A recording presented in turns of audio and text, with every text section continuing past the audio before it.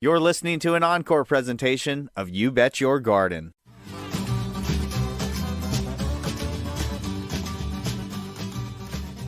From the weed-infested Univest Studios at Lehigh Valley Public Media in Bethlehem, PA, it is time for another aquatic episode of chemical-free horticultural hijinks. You bet your garden. Invasive weeds in waterways are some of the toughest plants to control. I'm your host, Mike McGrath, and on today's show, I'll reveal several options for combating tough and tenacious aquatic weeds. Plus, we'll take that heaping helping of your fabulous phone call questions, comments, tips, tricks, suggestions, and garrulously grandiose glorifications. So keep your eyes and or ears right here, cats and kittens, because it's all coming up faster than you actually seeing the water in your lake or pond again, right after this. Support for You Bet Your Garden is provided by the Espoma Company, offering a complete selection of natural organic plant foods and potting soils. More information about Espoma and the Espoma Natural Gardening Community can be found at espoma.com.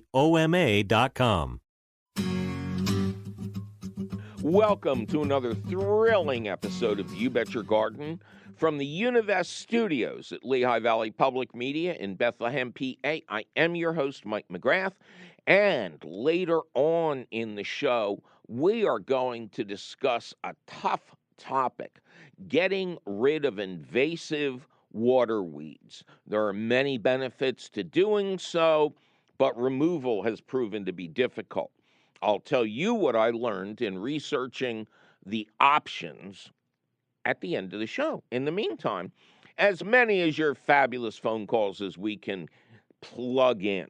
888-492-9444. Joe, welcome to You Bet Your Garden.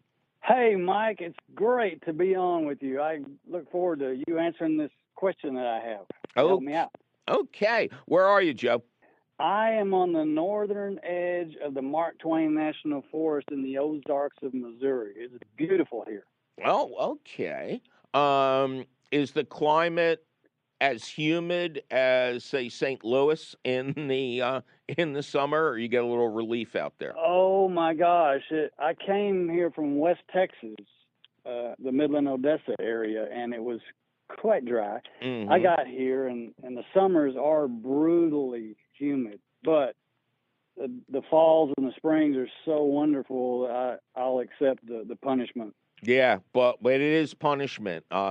Never forget the time I visited St. Louis and decided I was going to be like Al Gore Jr. and take public transportation from the airport to my hotel.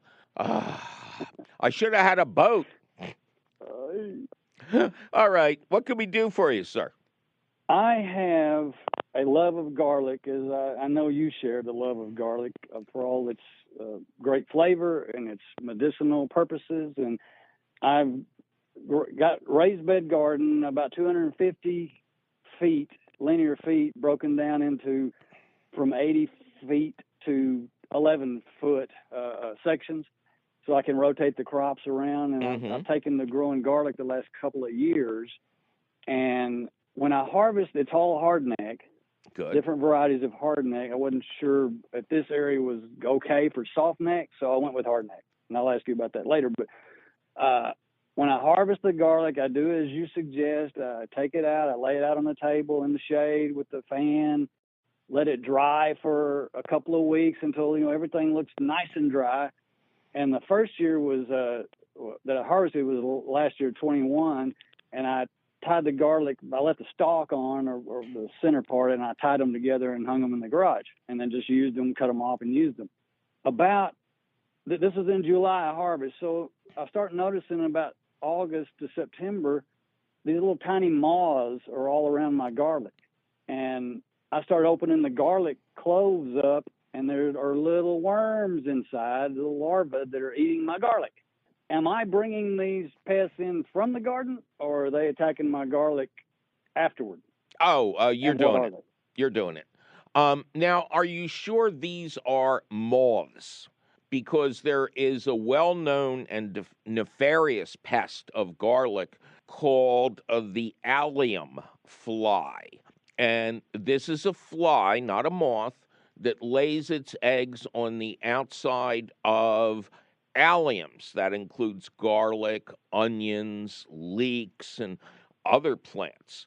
And it frustrates garlic growers to no end. So I want you, after we're done, to go online and look up the allium fly and see if these creatures are allium flies. I mean, Okay. there are bees that look like wasps. There's bees that look like flies. There's flies that look like, there are many imitations in nature. Will So, these allium flies be similar to like onion maggot flies? well, they might be Or the is that the same. same thing? They might be the same creature. The word maggot also refers to the larva of a fly. So Okay. I think you got flies. No offense. Okay. The characteristic of these little they flitter like moths. They don't move particularly like flies, but I'll investigate that. I'm bringing them in from the garden. Is that what? They're inside the bulbs when they come in. Okay, they're already there. I'm just transporting them. Yeah, the female lays Okay. an egg. The maggot comes out and burrows its way inside the bulb and feeds slowly, and eventually will emerge as an adult. Now, one Ah, incredibly positive thing you can do is to hang fly paper all around that garage and yellow sticky traps. I And did that, and I have tons of little mothy looking creatures stuck to them. okay, good. Well, you want to knock down this generation, so at least they Okay. don't. These specific ones don't go out and lay eggs on your next run of garlic. Now, have you taken Well, what any? I did, I just planted some, and I checked each clove and to inspect it as much as I could to make sure I didn't transport any out into the garden. I don't think they come out on cloves. They wait until the bulb is fully developed. And then Okay. the adults, which are just ubiquitous in the atmosphere, come and lay their eggs on that. One of many, many insects that is dedicated to pasteurizing a very specific plant or a genera of plants. Right. Okay. So, Great. Well, I'm going to look that up. yes, Yeah. and yeah, okay, good. So, trap as many as you can. And you said you've already planted, and yes, it would be good not to plant any damaged cloves. Um, I Right. I have checked each clove and made sure that it wasn't damaged or it looked like it had. I didn't if it was in the paper, make sure it wasn't soft or had. right. They seem to be all okay. Good, good. And you planted individual cloves. Oh yes, yes, Okay. yeah.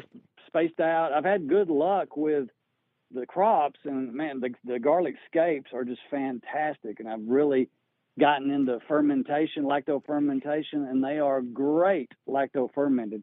As Well, is the garlic. I listened to your show a couple of weeks ago, and you were discussing how to preserve garlic, and I just wanted to insert lacto fermenting garlic is a great way that I've found to preserve it, just like you would sauerkraut. It's great. oh, okay. That sounds good. I can hear that. Now, Yeah. what have you broken up? Of course, if you're planting cloves, you have to break up the bulbs. Have you broken up Right. a damaged bulb and found like good cloves as well as the damaged ones? Yes, that has been. Not all the bulbs are damaged. I can break one open. I just got through taking them all apart. I was under the assumption I was supposed to leave the bulbs together after they've dried. Yeah. And do you break them apart after they've dried? Yeah, because with our hardneck garlics, we got to do something with it pretty quickly. They'll be Okay. sprouting by Okay. now. So, yeah, you got to preserve it or use it.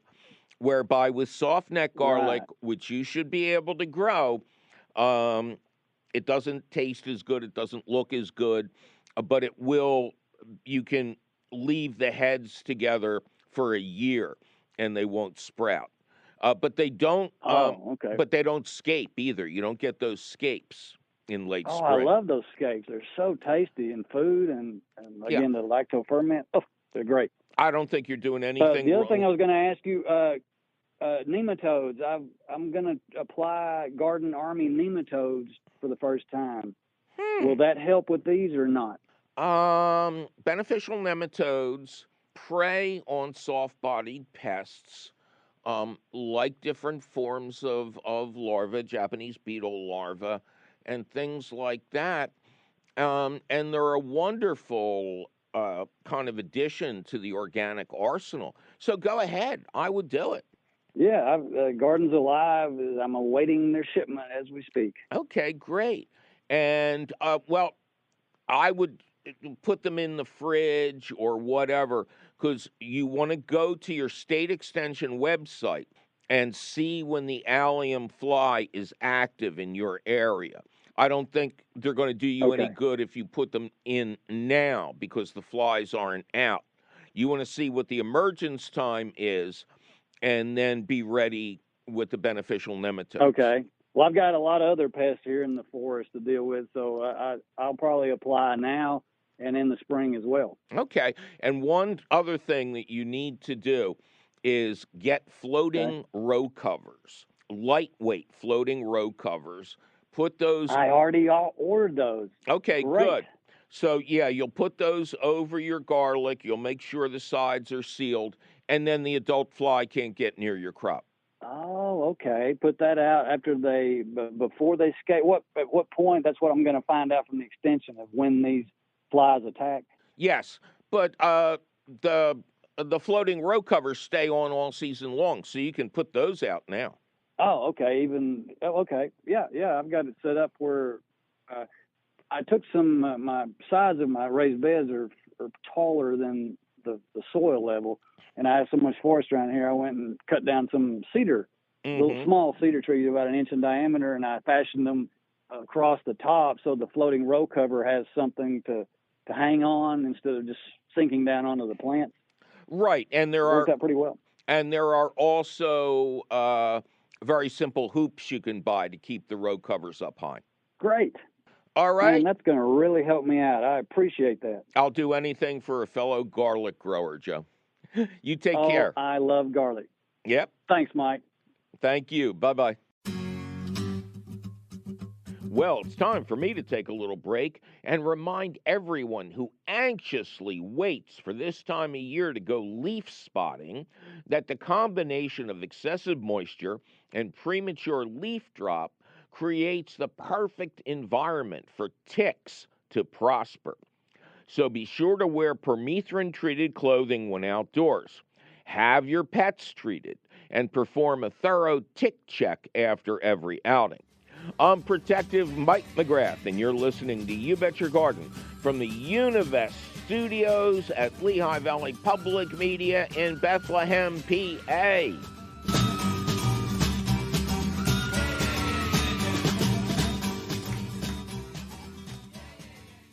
Support for You Bet Your Garden is provided by the Espoma Company, offering a complete selection of natural organic plant foods and potting soils. More information about Espoma and the Espoma Natural Gardening Community can be found at espoma.com.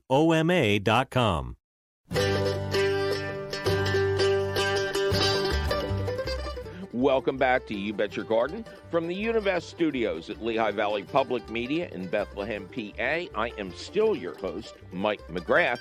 They catch on slowly upstairs.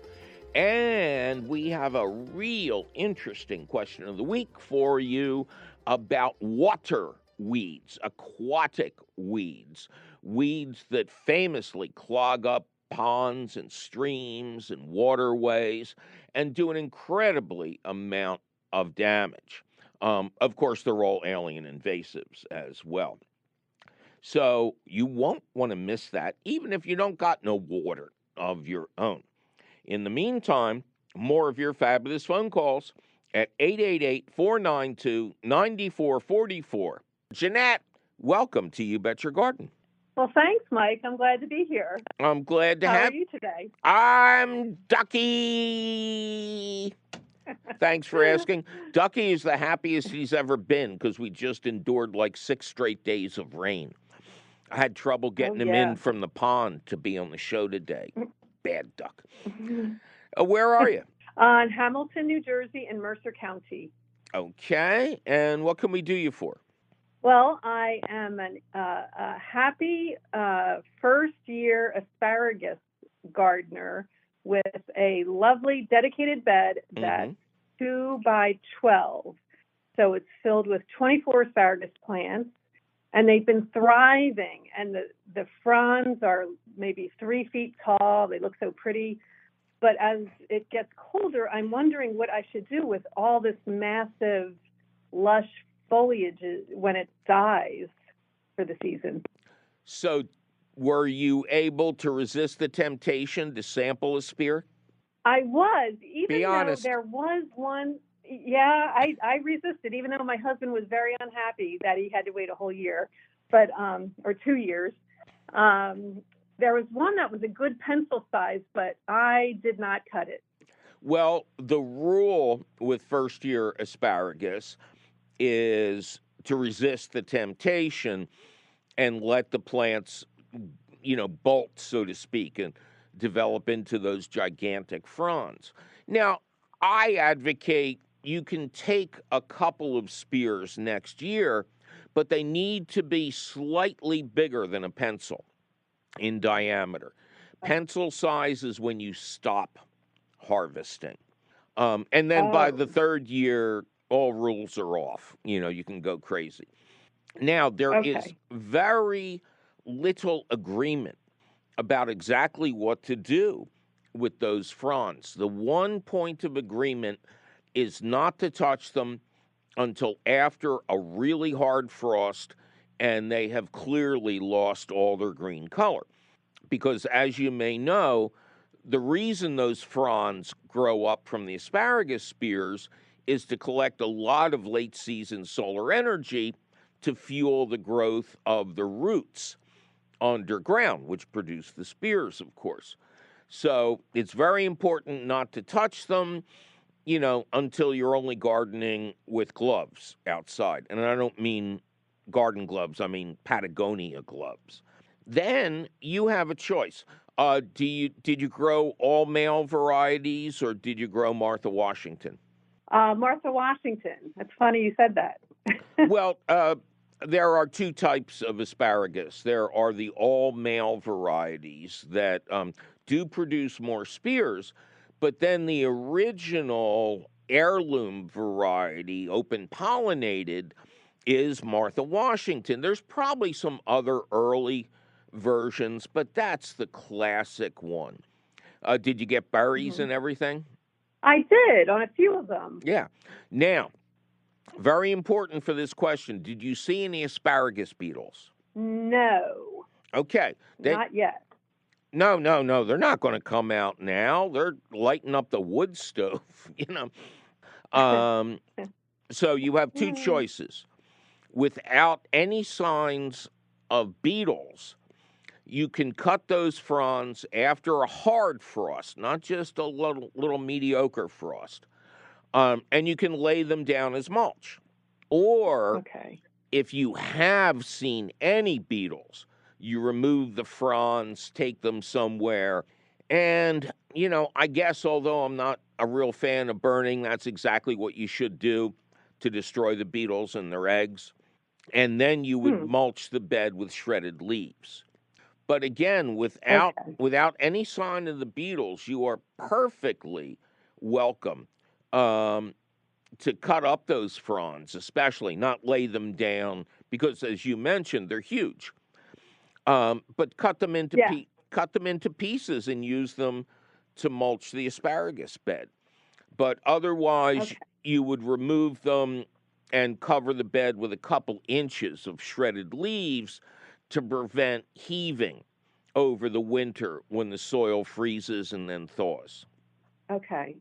Now, when you mentioned, did I see any asparagus beetles, I wasn't paying a whole lot of attention to the asparagus because I knew there wasn't much to do with them. All right. So what would an asparagus beetle look like? Would it stand out? Yeah, they're pretty large, and people know them when they have them. Look it up online, but I trust that you didn't have them. And again, it's up to you. If you're like me and you shred up tons of fall leaves, it's a perfect mulch. Just make Okay. sure the ground is frozen when you apply any mulch. That'll Okay. just keep everything at a steady temperature underground. Okay. So if I'm a nervous ninny and don't know whether I have asparagus beetles in there or not, I can use the mulch somewhere else in my garden, just not on the asparagus bed. No. No, If you're not going to don't use use the it. fronds on the asparagus out of fear of beetles, you want to destroy it or compost Okay. it in a truly hot system. Because Okay. if you don't, you use it in another bed, well, they're just going to breed and come over to your asparagus. But I don't think you have them. Why don't you look them up online? And if you don't recognize them, use the fronds. Or if you are a nervous Nelly, use shredded leaves. But either way, it sounds like you're off to a great start. Yeah. Okay, good. Well, I'm glad I need to know I have to wait till a good hard frost. Yes, that's the key here. All right. Okay. Well, thank you. Yes, thank you very much, Mike. I'm a big fan of your show. I've been listening probably since the beginning of your podcast. Well, thank you very much. We appreciate that greatly. You take care now. Okay, you too. Bye-bye. Two little bugs, little bugs, little bugs, little bugs, little bugs, little bugs. Two little bugs, little bugs, little bugs, little bugs, little bugs, little bugs. Two little bugs, little bugs, little bugs, little bugs, little bugs, little bugs. Two little bugs, little bugs, little bugs, little bugs, little bugs, little bugs.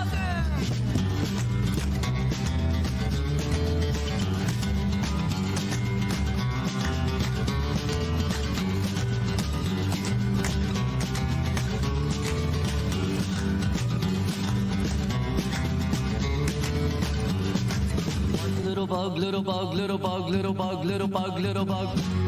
One little bug, little bug, little bug, little bug, little bug, little bug. One little bug, little bug, little bug, little bug, little bug, little bug. One little bug, little bug, little bug, little bug, little bug, little bug.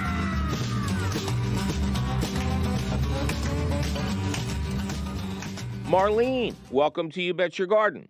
Well, thank you, Mike. Greetings to you and Ducky this morning from Skippack, Pennsylvania. Oh, thank you. Ducky, if we were still going to the folk festival, Ducky would love to swim in the creek there. Oh, yeah. As I did when I was Okay. younger and foolish. And then I took antibiotics. Oh, really? Yes. Okay. So, what can we do you for? Well, I had a question about my lilacs. Mm-hmm. I have 5 of them out at the corner of my property. Mm-hmm. And this spring, right after they finished blooming, I went out and I removed all the spent blooms and I trimmed them up a little and thinned them out a little. And they looked great. And about 5 or 6 weeks ago, I looked at them and, well, they had sent shoots out every which way, so they weren't neat anymore. Mm-hmm. But I said, well, Mike McGrath always says, leave things alone in the fall. So they'll just stay that way for the winter now. And then 2 or 3 weeks ago, they burst into bloom. And I have, well, I've had in the past maybe 1 or 2 little blooms show up in the fall, but they're just covered in blooms. And now I'm not sure if I'm supposed to do something or am I going to get any flowers in the spring? So I thought I would ask Mike. So you haven't had a hard frost yet? This morning we had, I would say, a pretty hard frost. I saw there was just a tiny bit of ice on the top of my bird bath water. Good, but good. I haven't seen any damaged plants out there yet. Yes, and thank you for reminding our listeners, if you don't know what to do, don't do it. So This has been happening more and more, and it's total climate change.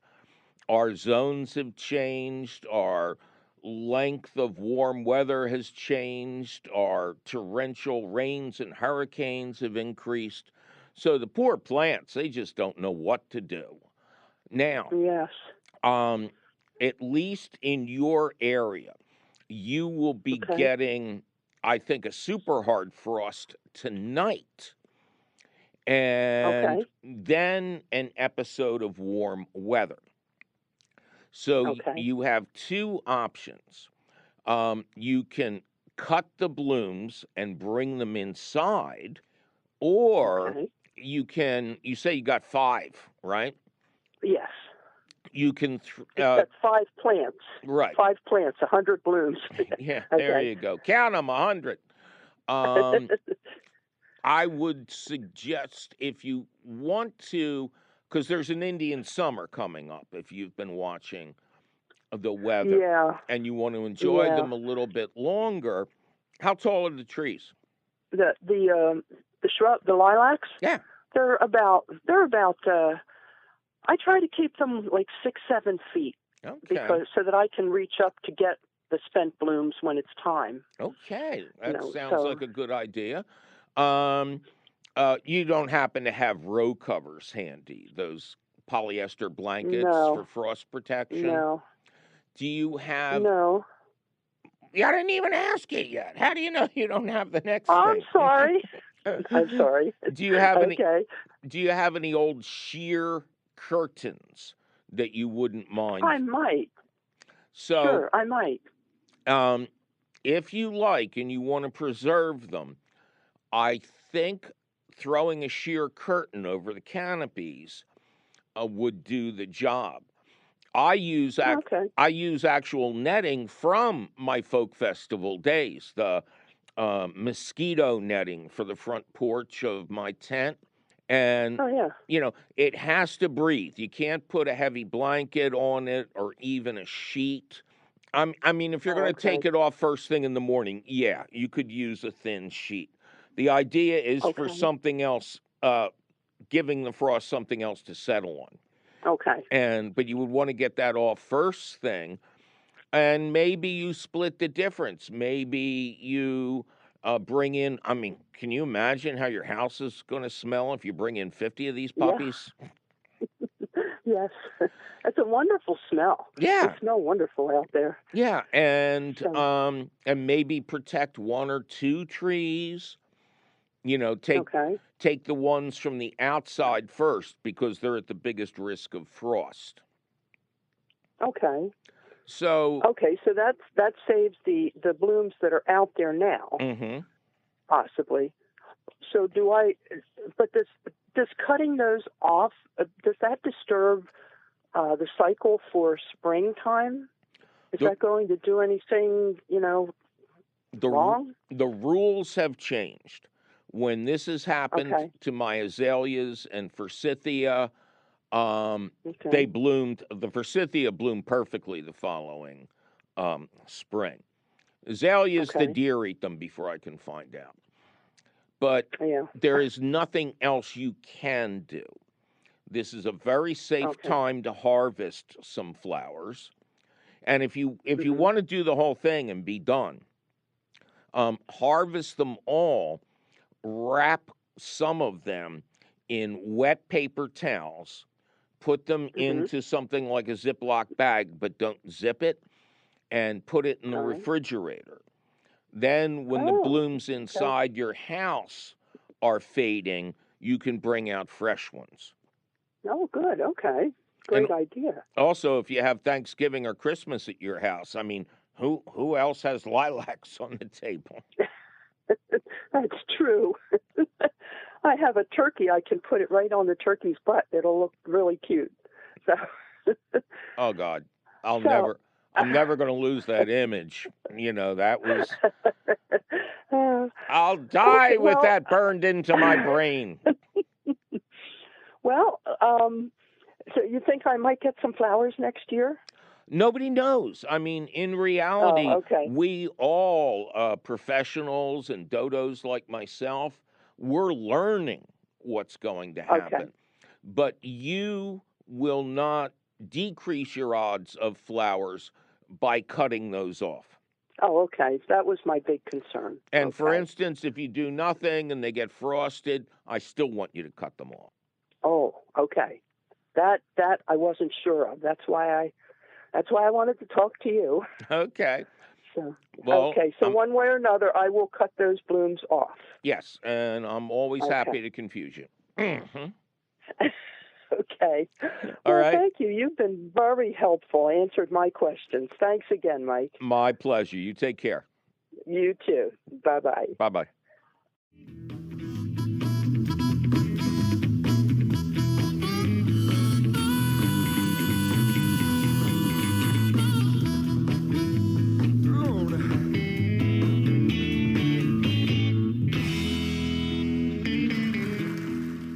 Well, it's time for me to take a little break and remind everybody out there that fall is the perfect time to feed a cool season lawn like fescue or bluegrass. And the easiest and most natural way to do this is to mow fallen leaves and grass clippings right back into your turf with a dedicated mulching mower. I'm dedicated Mike McGrath, and you're listening to You Bet Your Garden from the Univest Studios at Lehigh Valley Public Media in Bethlehem, PA. This is 91.3 FM, WLVR Bethlehem, WLVR.org. Welcome back to another thrilling episode of You Bet Your Garden from the Univest Studios at Lehigh Valley Public Media in Bethlehem, PA. I am your host, Mike McGrath, and yes, cats and kittens, we are now in the stretch. In just a little bit, we'll talk about troublesome, invasive, aquatic weeds and the different ways you can try and control them. It's going to be amazing. Everything about this show is amazing. In the meantime, more of your fabulous phone calls at 888-492-9444. Jackie, welcome to You Bet Your Garden. Hey, Mike. Thanks for taking my call. Well, thanks for making it, Jackie. How you doing? I'm awesome, man. Better than I deserve. Ha! Well, that's always good to hear. And where is Jackie awesome? I'm in Altoona, Pennsylvania. Okay. And what can we do you for? Mike, I've got pantry moths. Mm-hmm. And every time I think I get rid of them, then I have another explosion. How can I get them out of my house and keep them out? Well, it's not that difficult. What have you tried so far? Well, I have the pantry moth traps, Mm-hmm. and then I emptied out my cupboard and wiped it down with like bleach water. Bleach? And Don't use bleach, Jackie. It's dangerous to you, and this isn't an infection or a pathogen.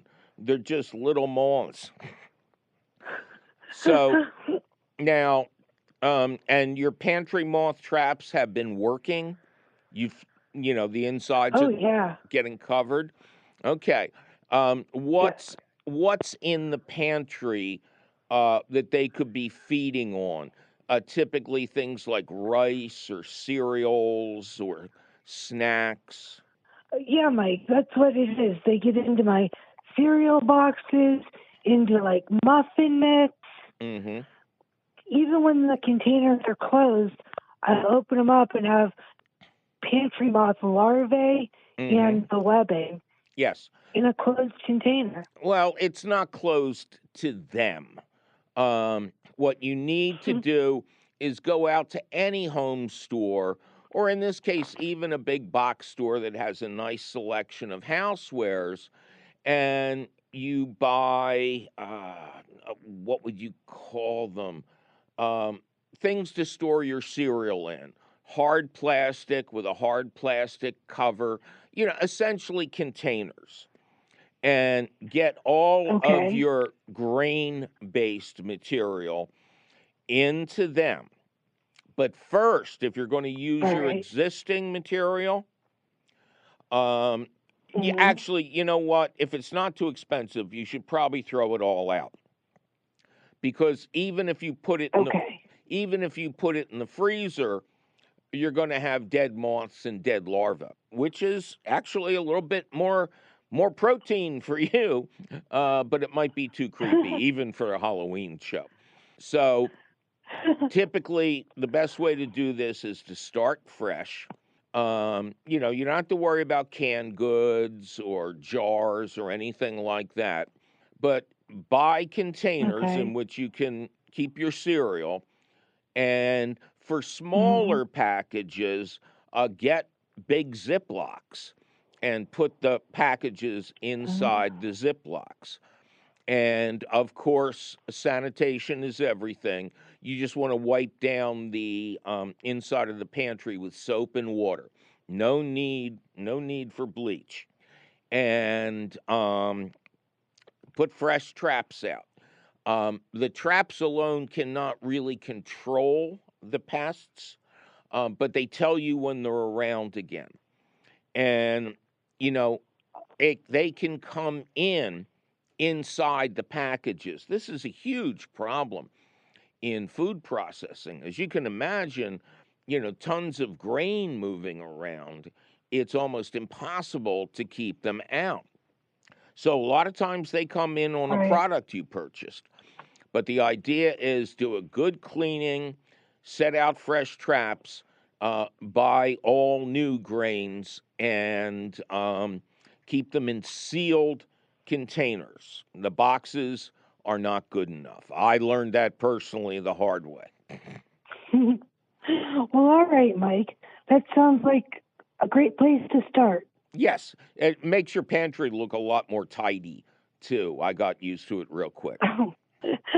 Oh, very nice. Hey, thank you. My pleasure. Thank you, and you have a good day. You too. Bye-bye. Bye. Yes, it is time for the question of the week, which we're calling Can Floating Goats Control Water Weeds? Yeah, we've lost it, kids. Roger, located between Coopersburg and Limeport in the beautiful Lehigh Valley, writes, I'm co-owner of a fishing lake in eastern PA. About 4 years ago, we were invaded by European water chestnut. I partially controlled these plants this summer using purely mechanical means, pulling them out with rakes and pitchforks while standing on home-built rafts. Sounds fun. This plant, as you probably know, is an invasive species that is spread from New England down to Virginia. It makes fishing and even boating impossible as it grows thick in shallow, warm water. And the seeds are thorny. Do you know of an organic aquatic herbicide I can use to help control this species, as well as hydrilla and algae? I know that aquatic plants make excellent fertilizer for gardens, and I'm using them in my own garden. I offer them free to anybody willing to spend a pleasant hour or so on the lake collecting a bunch of it. I've collected tons, and it breaks down rapidly when set out on dry land. I'm wondering, would it be possible to feed this stuff to goats? And what if I put the goats on my rafts to eat the plant's rosettes? I would call this Goats on Floats. As for now, it's just this old goat, me, enjoying being out on the lake on my supersized stand-up paddle boards. I know other lake owners, including the state parks in the area, will be very interested in your answer. Thanks for your time, and I'll keep enjoying your program on NPR. I love this question. Like many others, it sent me deep diving into the research, which I just love. But before we get to what I learned, let's start with my first thoughts. Number one, fertilizer runoff. Okay, fish poop and dead fishes are also excellent fertilizers and support the growth of aquatic plants, both wanted and unwanted. We can't change that. But if nearby areas are treated with chemical fertilizers, the runoff feeds the bad plants, and that can be changed. Number two, boats. Before entering the water, they should be rinsed thoroughly with warm water or salt water to ensure that they're not introducing any new plant parts to the lake. And not just motorboats, kayaks, canoes, and such should also be thoroughly cleaned. Number three, The same is true on the back end. A washing station situated away from the lake should be used after every boating expedition, especially if the boater pushed through tangles of water plants. Okay, now, what can you do when these plants are already out of control? Again, these are tough weeds. When they cover the surface of a pond or a lake, they cut off sunlight and oxygen, which promotes algae growth and kills fish and other lake dwellers that depend on a decent supply of oxygen in the water. And these plants tend to spread and reproduce by virtually every means possible. I want to emphasize that I am far from an expert on this topic, but after many hours of research, I'm willing to present a plan. God help us all. First, mechanical removal. Roger's work with pitchforks and rakes is the classic control method, but I would also urge him to check out the specialized rakes on the market that are designed specifically for water weed control. They could be great time savers. And yes, the goats will gleefully eat these weeds after they're piled up and deposited on land. And they'll gift you with a different form of fertilizer as well. Over the past decade, motorized machines that cut and remove the existing growth of water weeds have become much more available and affordable. We'll link up to a great article about them at the Gardens Alive website. And the best DIY idea I came across was to remove all the cloth from an old box spring mattress and drag it slowly behind a boat, stopping frequently to unload the harvest. And after these harvests, there are several organic biologicals on the market that can be applied to quickly degrade any severed plant parts left behind, rid the area of algae, and make the water clear and return oxygen levels to normal. As with the machines we just mentioned, there will be links to these products when we post this article at the Gardens Alive website.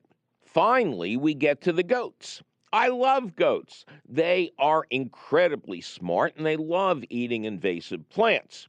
So enter Bruce Bradford of flockworks.us.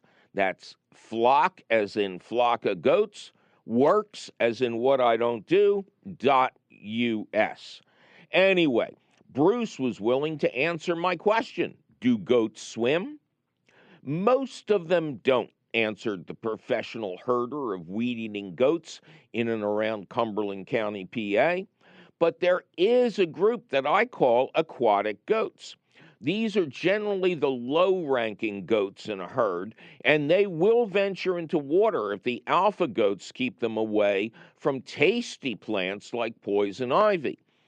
In addition, young goats can be trained to be comfortable in water, but these specialized weed eaters need to be trained at a very early age. Okay, what about goats on boats? Says Bruce, I love it. The boats need to be as large as possible and to move slowly through the infested area. Many people would be interested in the results. I very well may be testing this in the future to see if any of our goats will graze on our invasive water lilies. Interested in investigating goats that will eat your worst invasive weeds? The website hiregoats.com has a great map that shows the location and contact information for weed-eating goat herds for rent everywhere in the United States.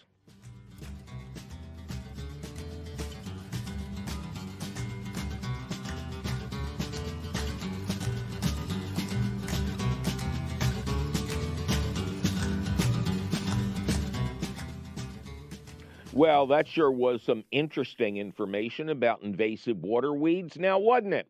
Luckily for you, the question of the week appears in print at the Gardens Alive website. To read it over at your leisure or your leisure, Just click the link for the question of the week at our website, which is still and will forever be youbetyourgarden.org. And remember, there's lots of links to extra information in this week's episode. Gardens Alive supports the You Bet Your Garden question of the week, and you'll always find the latest question of the week at the Gardens Alive website. Yikes, my producer is threatening to water my weeds if I don't get out of this studio. We must be out of time. But you can call us anytime at 888-492-9444. Or send us your email. You're tired, you're poor, you're wretched refuse teeming towards our garden shore at YBYG@WLVT.org. And if you do email us, please include your location. You Bet Your Garden is a half-hour public television show, an hour-long public radio show and podcast, all produced and delivered to you weekly from the Univest studios at Lehigh Valley Public Media in Bethlehem, PA. Our radio show is distributed by PRX, the Public Radio Exchange. You Bet Your Garden was created by Mike McGrath. Mike McGrath was created when the Flash ran too close to him and accidentally slipstreamed him from Oklahoma City to Philadelphia just in time to enjoy his first cheesesteak. The living legend of South Street, Ken Queter, plays our theme music. Our chief content officer is Yoni Greenbaum. Our angel of the airways is Christine Dempsey. Our sound engineer is the always cheerful Charlie Sarah, except when his Mets lose. Our social media director is Amanda Norfleet. Check out her fine work and send her your pretty garden pictures to post at the You Bet Your Garden Facebook page. Teresa Radke is our peerless princess of profound production. The always lovely Jonas Bowen is our audio editor. Judicious Jake Boyer does the video. Our directorial director of direction is the harassed and harried Javier Diaz. As always, special thanks to our beloved band of hoodlums, thieves, and card sharks, Zach the Tack, Jacob Morris, and anybody else who's hanging out in the control room.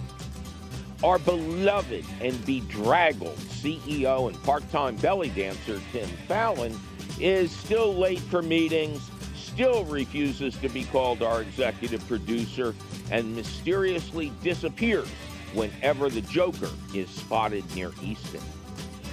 I'm your host, Mike McGrath, and I'll be sitting outside, reading the paper, drinking strong coffee, and marveling at the fall color on the trees until I see you again next week.